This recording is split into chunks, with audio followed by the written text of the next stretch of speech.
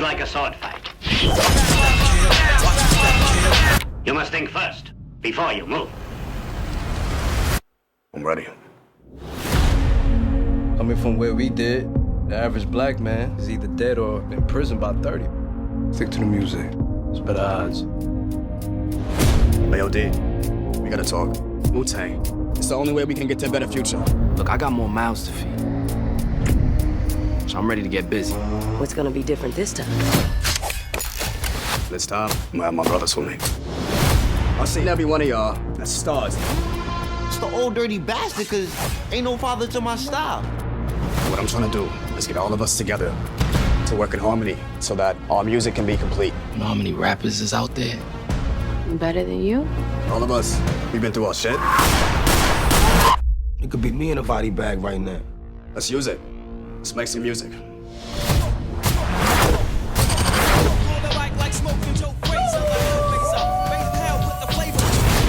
Sure about the name, Wu-Tang? Yeah, that works.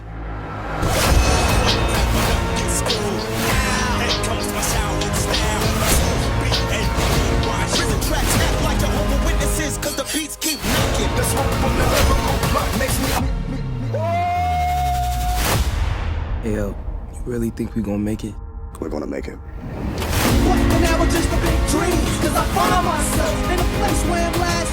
You gotta come in, sword swinging, guns blazing.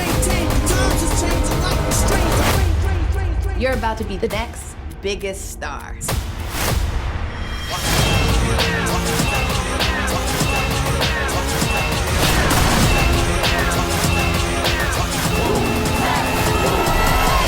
We'll change this entire industry.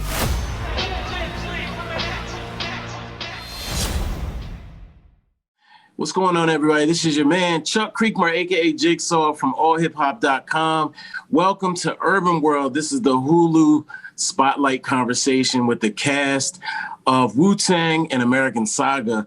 So we have RZA, the EP, the boss. We have Ericka Alexander. Of course, we love Ericka. We have TJ Adams, who did the unthinkable, actually evoke ODB. And we have Zolee Griggs, which rhymes with Diggs, which is, if you know Wu-Tang, you know what that means. Shout out to Shameik, who did the other unthinkable, evoked Raekwon, Shala. What's going on, y'all? How y'all doing?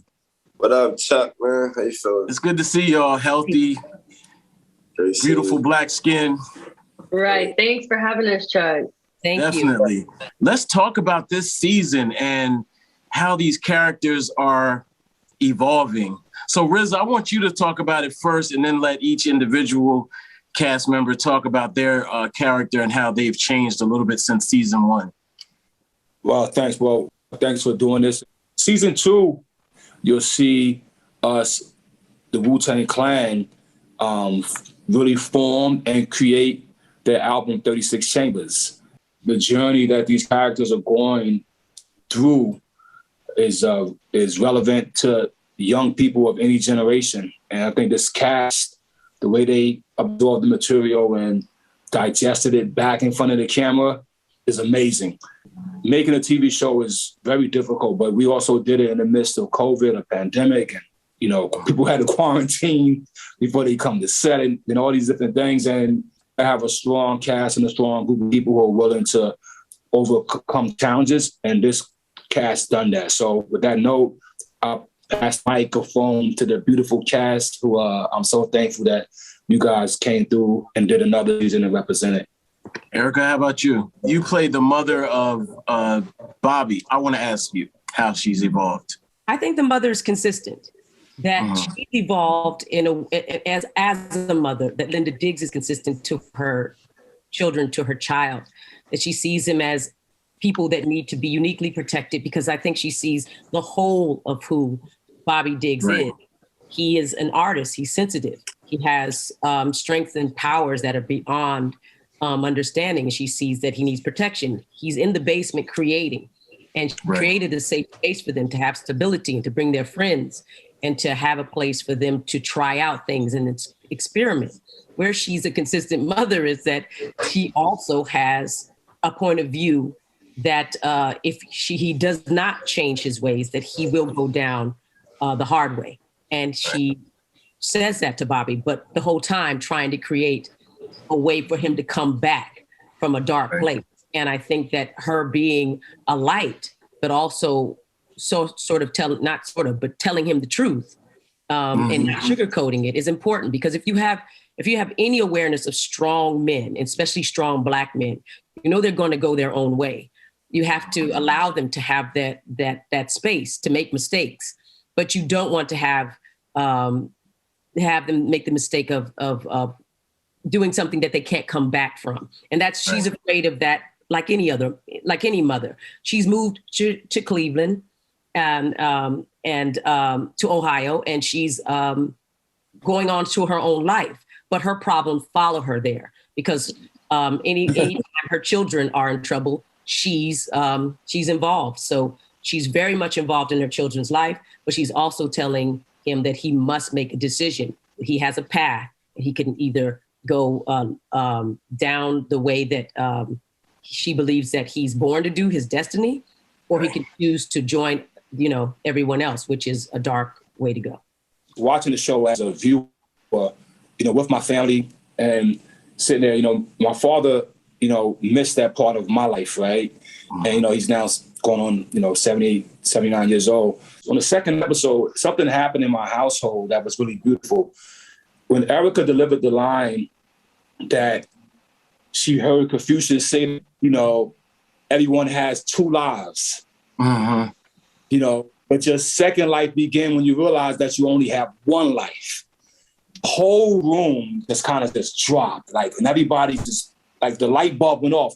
And even my stepmother, she did one of those church things. She's like, like it was gospel. To me, that's one of the beautiful things about the character. Mothers know what kids want, but they always there to protect them. And there's always that moment where the mother hits you with that spoonful of wisdom that's universal, that hopefully will change the child. And for me, I had to jump in and say that. So I passed the mic back. Oh, look, I felt that was like a hard bar, from a hip hop perspective. Like it was like, oh, okay, let me write this down. Actually, we're gonna get back to that, because that's a reoccurring theme. It feels more pronounced this season, where a lot of knowledge, but we'll get into that in a minute. TJ,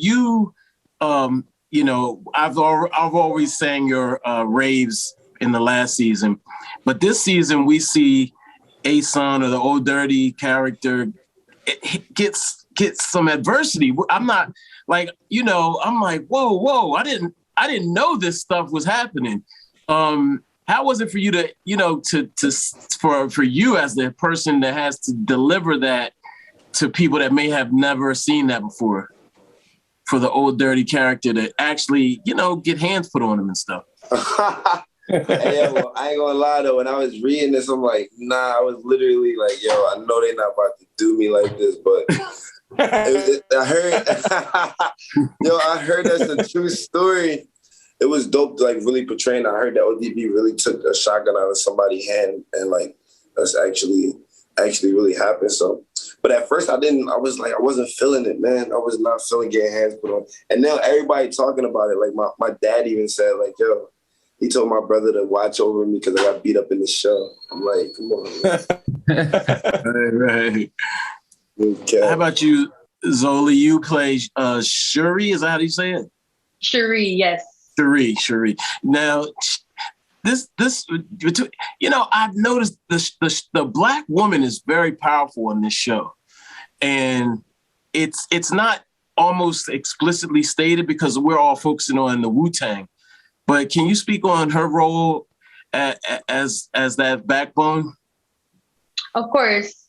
Shuri knows that she has a lot of responsibilities, whether it's, trying to make her mom proud, but staying true to herself, taking care of her brothers, but also trying to figure out her own life and where she wants to go with it. I think she's so engulfed in her love life with Dennis because she does want to be with him, and her responsibilities are even greater now that she has a child with him, but she's still trying to navigate herself and her womanhood and figuring out okay, I support him in his endeavors, but what do I want to do? And so that's kind of what she balances in this season, is figuring out her own life path while also taking on the responsibilities as a new mother in these crazy circumstances with her baby father. Like, you know, they're enduring some crazy stuff. So you got to be strong when you see what's happening around you with their set of circumstances.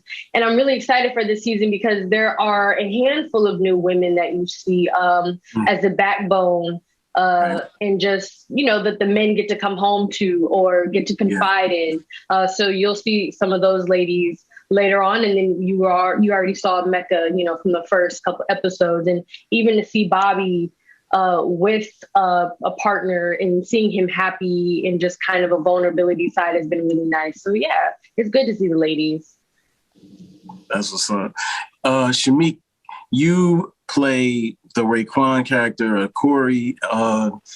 He's difficult in this season, you know, like I got a little frustrated with him. I'm like, look, we got to get this thing, let's get it going. How does your character evolve? I think what you see is what you get, my brother. You know what I'm saying? I think, you know, the evolution is coming from really being focused on like just getting money. And I mean, I'm still focused on getting money, but now it's like, you know what I'm saying? I'm gonna try my best not to keep cooking. You know what I'm saying? I'm gonna cook up in the studio instead, you know, and that's what it is. And now I got my man's Bobby. He out of jail, or he back, you know what I'm saying? And I didn't even know he was here. I'm finding out from my homie, you know, I'm finding myself and whatnot, and it's all just coming together. You know what I'm saying? And either way, like at the point we are in the story now, you know, it's just like, I'm gonna do this regardless. So, and I think that's the evolution, is getting over that hump with Ghost. And that's pretty much, it's time to make some money, you know? Yeah. So, yeah. I love how the intersections exist in this show. You know, there's obviously numerous family intersections, but then the music, you know, you really get a sense of what was going on at that time. I don't want to spoil it, but you, for example, pop in the studio with a legendary producer who, you know, I don't know if I want to say who it was, but just to say that it shows where some of the influences came. RZA, for you, how important was it for you to highlight those influences, like the Hit Squad is basically who I'm talking about, or those people that impacted the Wu-Tang Clan? You know, in season 1, we showed how Kim came to the Park Villa. Well, Eric Sermon and EPMD, basically, they came to Staten Island. They actually ended up hanging out, and never forget, Eric was telling me and telling, you know, Ray that, you know, we had something special, but not just what's happening in New York. You know, you hear a lot of West Coast beats dropping. You know what I mean? Ice Cube, you know, Snoop, Dre. You know what I mean? We bought MC Breed out of Ohio. You know what I mean? Because hip hop was making its growth everywhere, but it just felt like New York was being left behind, and somebody needed to bring that energy back from New York, which we consider the mecca of hip hop.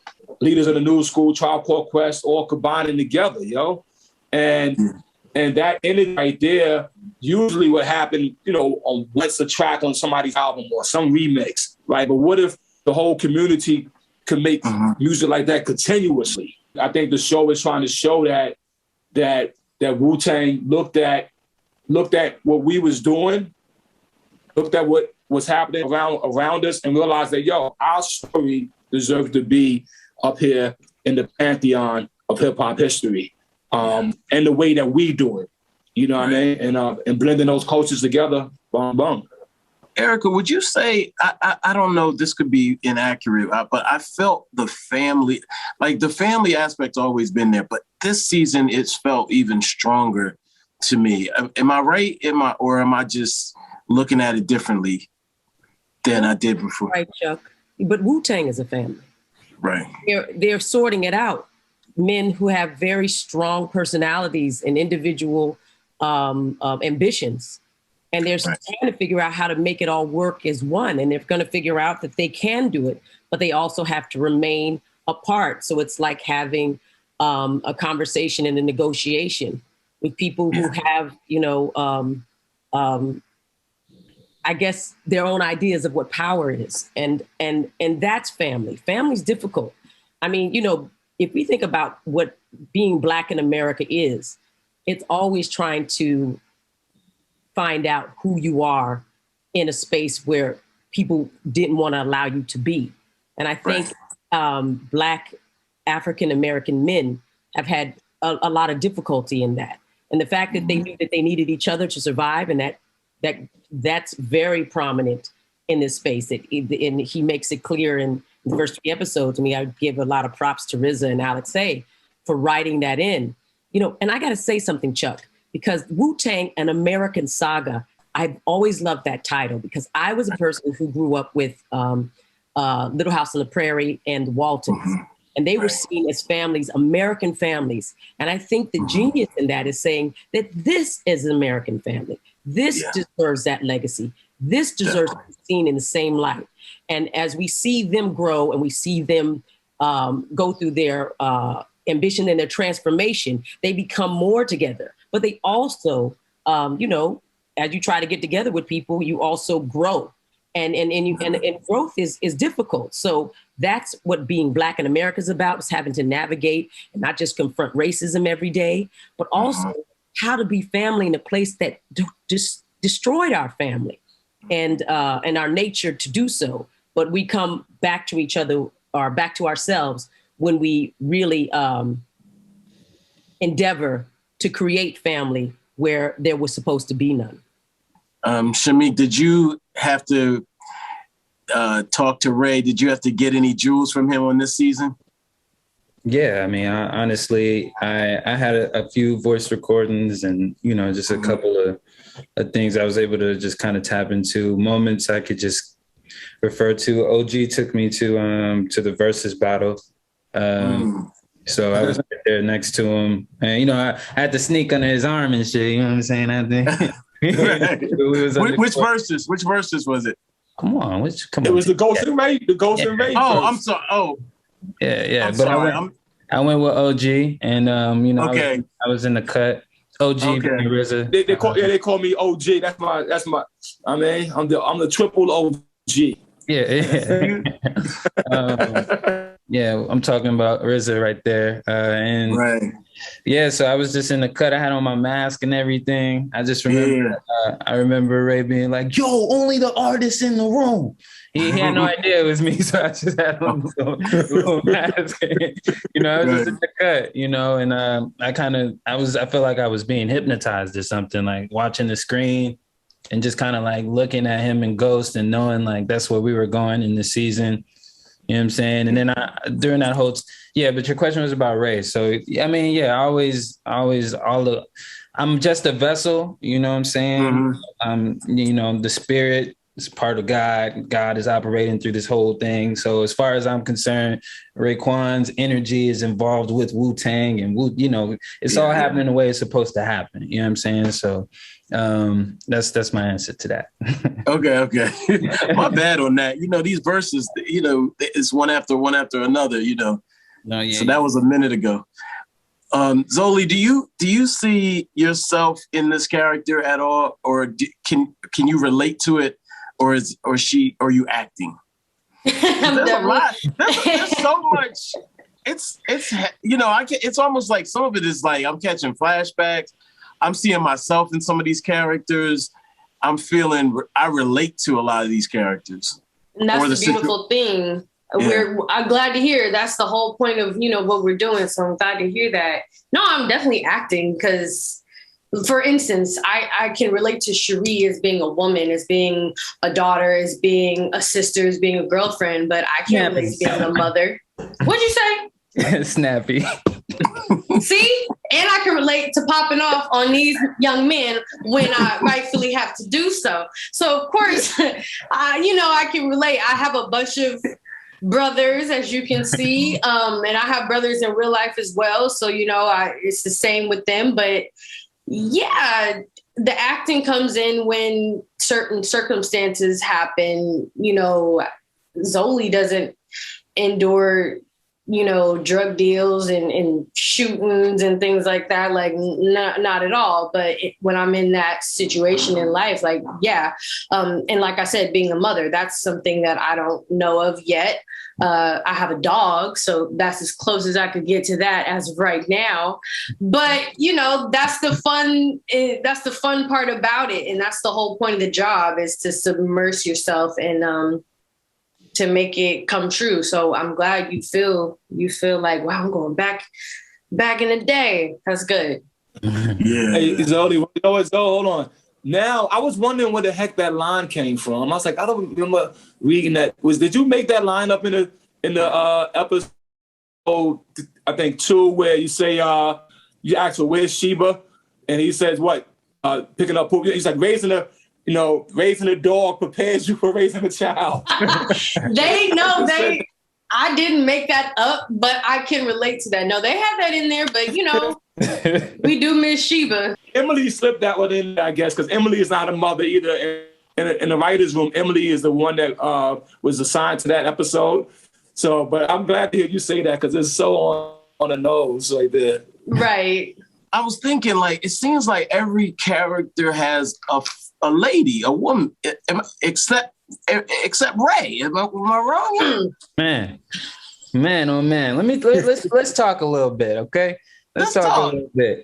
I have a feeling that we just got to keep Ray as like you know what I'm saying, some shit going on. Why this thing always tripping? Like, we just got to keep Ray there, because everybody got levels like that. You feel me? That's okay with me. That's okay with me. You know what I'm saying? And it's okay with me. Throw whatever my way, OG. I'm in your pocket. Oh, Lord. Well, how many women did TJ have so far? Like 3 or 4? What you up for? Yo, I had a couple women in the seasons that passed. I ain't gonna lie. ODB was a ladies' man. ODB was a real ladies' man. I can relate a little bit. You feel me? TJ said, "You know my body." You know my body, man. I learned a lot about OD. I feel like I learned a lot about ODB. I'm a big fan too, and I feel like I'm getting to know him in a way that I didn't know him at all. Was that something that was intentional? The writers this year got more in depth into the character. We get to explore what ODB does without the Wu-Tang around. We get to really know his life. And I feel like a lot of people didn't really get to see the other side of ODB. We only seen entertainment, which is dope, because, he's one of the best entertainers in the world. But a lot of people want to see why ODB's ODB. Like, what was his experiences that led him to be who he was? So I think as the seasons progress, we'll dive more into that. You know what I'm saying? Now, there's an interesting moment with Bobby, and his girlfriend, his down south girlfriend, asked him before he leaves, "Can I join the Wu-Tang Clan?" And that kind of like, I felt that like it actually like stung a little bit. It was almost, I don't think he answered that question either. RZA, how true to life was that? In all reality, is definitely true to life in different variations of it. I don't want to spoil the future of Bobby and Mecca. She's not done he leaves, but she's not done in the season. So we'll let the season unfold, and you'll see that evolution. The thing that's crazy, is that, when an artist, this goes for any artist, and we all artists as we act and things of that nature, it's kind of a lonely profession, right? Because you do find yourself constantly moving away from something. You may not even see your parents for this many years, your brother for this many years, and the people. We sat there during the pandemic. I think we started production in February, right, Shad, and we wrapped basically July. So you don't live in New York, you live in Atlanta, right? Yeah. So you sit. So he's sitting there, and Zoe, you from LA, right? Yep. So everybody, Ericka, we all away from our families. That's part of being an artist. You have to leave that and go do that art. So you probably felt that because, you probably felt the emotion of the relationship, but, you know, even what you're doing, building your business is art, right? So I think it was a good sign to show that sometimes artists, you know, we got to walk away from something else to get to where we going. Let me just. I'd say one thing when Bobby's girl was like, "You think I want to hear you practice your craft or your music or whatever?" Yo, I was in my mind. I'm not gonna lie. I was like, "OG would never let a girl say that to him." No, sir, unacceptable. That's not what she said. She said she didn't want to sit there and watch him do it for hours. She could hear it. She could. That's not what she said. I don't know. I took it like she was trying to stop the flow. I was like, you know, you. No. But anyway, I just wanted to throw that in there. I think there was a unanimous moment for everybody. That was a great. That's funny. I feel you. But there's a great thing. Well, first of all, let's compliment how, you know, Ericka playing Linda Diggs and her, they fixed up his room. So when he came home, it was organized. Right. So the strength of the women is there. Later on in the series, as you go through it, you'll see there's an episode where, you know, I think, you know, even Cherie, you pop up at the studio and they like don't want to let you in, right? Yeah, it's when you're making that art, yo, it gets serious. You know we could get serious when it's time, as they say in slang words, when it's time to go to work in the field. You know what I mean? Yeah. Right. Now, Zoe, you had previously mentioned in an interview about this show bridging the gaps between the generations. How do you guys feel about that? Do you still feel that way? Yeah, I wasn't even born when 36 Chambers came out. So of course this is bridging the gap, you know?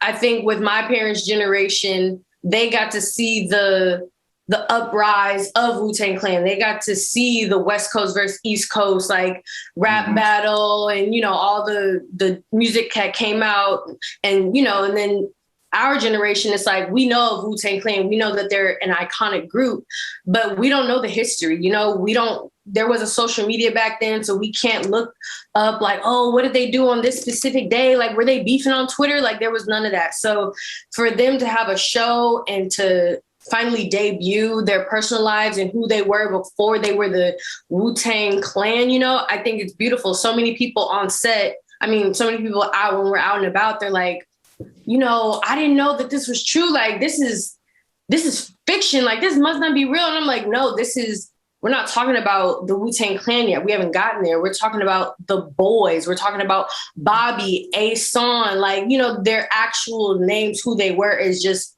regular people, not as a group. So you gotta, you know, that's a generational thing that we're learning. Right.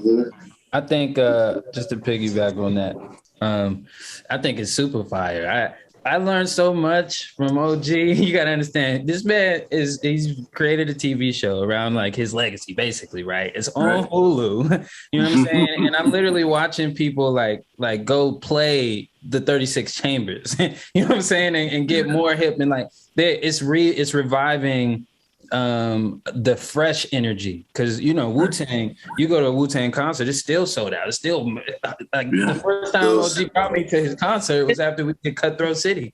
I went there, I appreciated being there, but like how everybody was rocking with them, it was like it was all in the stars. But I'm just saying like that, like, you know, the streaming numbers, you know what I'm saying? The show, like, you know, this is our second season again during the pandemic. That's fucking amazing. Like that's crazy, you know. Hopefully we get a season 3 and you know what I'm saying? It's like, I hope 20, 30 years from now I can do something about my life that can, you know what I'm saying, continue. Yeah, right. Shout out to the OG for that, man. You're a real man, like, for real. Well, I mean, it's definitely a blessing. I want to say something, Chuck, too, because I was the person who was there when they were being created and didn't know when I say that this would be a legacy. I'm a peer of Bobby Diggs, meaning Ericka Alexander is. And you need history, you need time to go past to see sustainability and who's left standing. And that really does take time. Yeah. And the fact that they've morphed into this mythological a larger than life thing is something that they pushed out into the universe, and the universe takes it, catches it, and then creates this thing. But they only can create it based on something that's real to the core. And you have all these people who have Wu-Tang shirts on, and Wu-Tang for the kids, and all these things that happen. And that's astounding. But, you know, when it was happening, there were so many things that were so profoundly amazing about being in that time that, you know, I have to say that I couldn't sort it all out. When people say like the Wu-Tang, I said, it's amazing what has been created. But I got to say this about what's being created now. Casting in this is actually amazing. It's like best casting on television almost ever. True. Almost ever. I don't know how you did it. Like TJ, it's like the Outsiders. I don't know if you remember, but you all would know the Outsiders that had everybody: Leif Garrett, Rob Lowe, Matt Dillon. All these people, and they all went on to have separate careers, but they've identified people who I see and go, my God, they're all stars. And they brought them to create the Wu-Tang Clan, which were all stars. So I just think that it's profoundly amazing that they've sustained and created a space that they can then recreate a space, but in the acting world, where they bring all these amazing, profound, like supernovas together to create one thing and then blast off and do their thing. So I'm just giving a shout out to the OG. The triple OG. I want to say one thing, man. Shout out to the big OG. I never had an interview with him before. Yo, I know you know this story, but I really was like in a group and we really used to think we was Wu-Tang Clan. Like you inspired a lot of my life, man. So I just want to say thank you for the opportunity, man. It's been a super blessing. And man, I hope 100 more years of this, yo. Yo, they loving ODB, TJ. I know you over there with your shirt off. I know you over there with your shirt off, walking around, boxes out. You know what I'm saying? Letting them up. Yo, let them up. They good. I'm screaming. Now we're not obviously Dave East and Ashton and others are not on the on the call now, but can we briefly touch on some of the some of the other developing characters that, I mean, it's first of all, I got to say this, like Ericka alluded to, this is marvelous casting. And when I see some of y'all in real life, I'm like, they look mad young, you know what I'm saying? But y'all grow up like on TV, but it doesn't look fake. Like, it doesn't look like they're sticking mustaches on y'all or anything like that. You know, it's very real.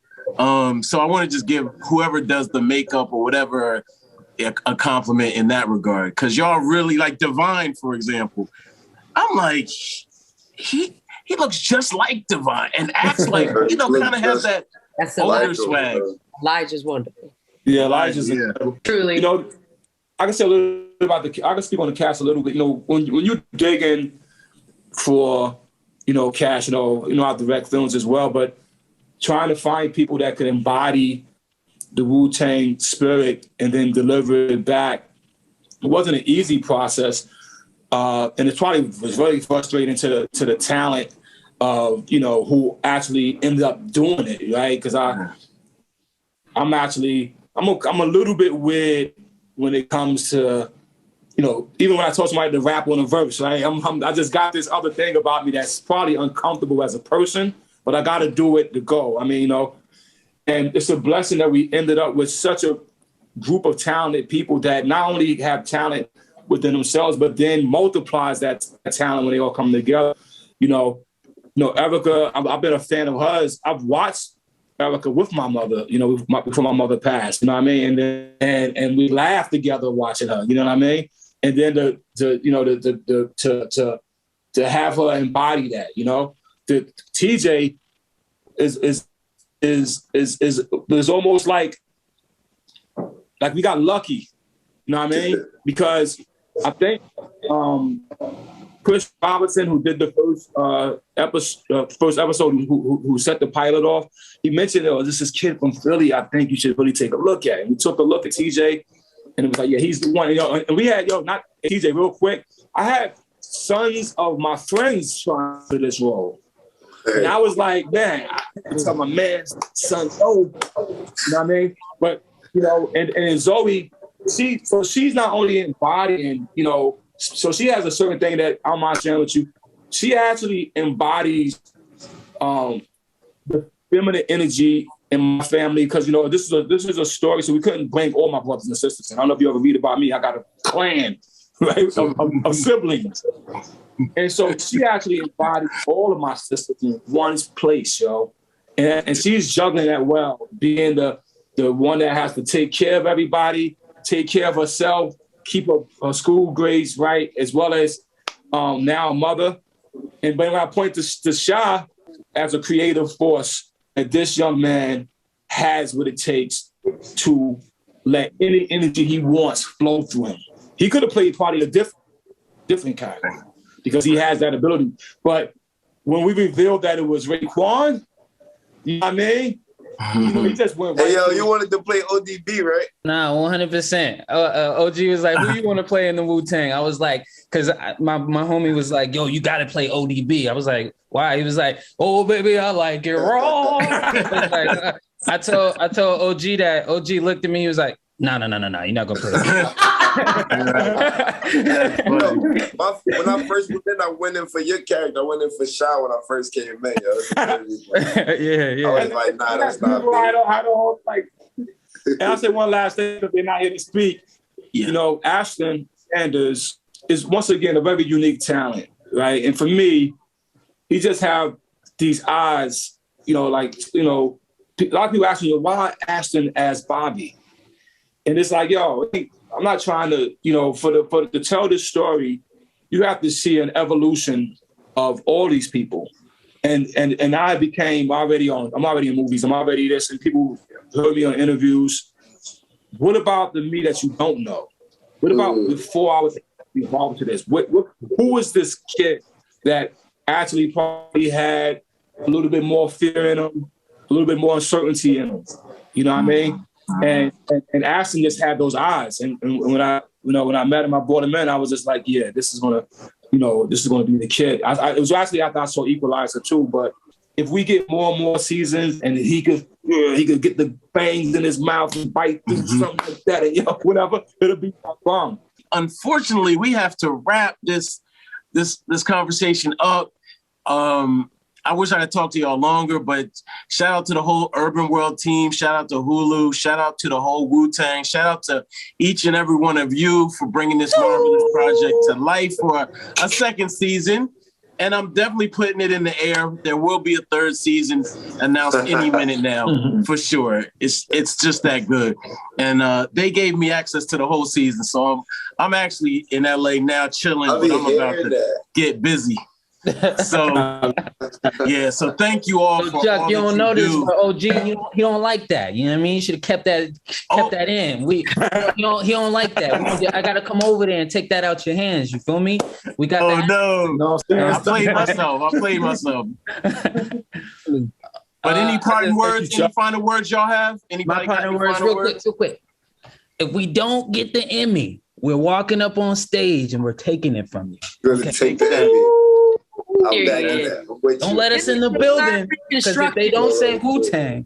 This is the third reconstruction. This is an architect of the third reconstruction. What they're doing now matters. It's beyond the story and narrative of what's been going on. They've tapped into something that is profound, and I'm glad to be part of it. And I thank you, Bobby Diggs, for creating this space for us all to develop ourselves. Thank you. Thank you. Thank you. Peace, everybody. Peace. Thank you, OG. Thanks, Chuck. Bye, y'all. All right.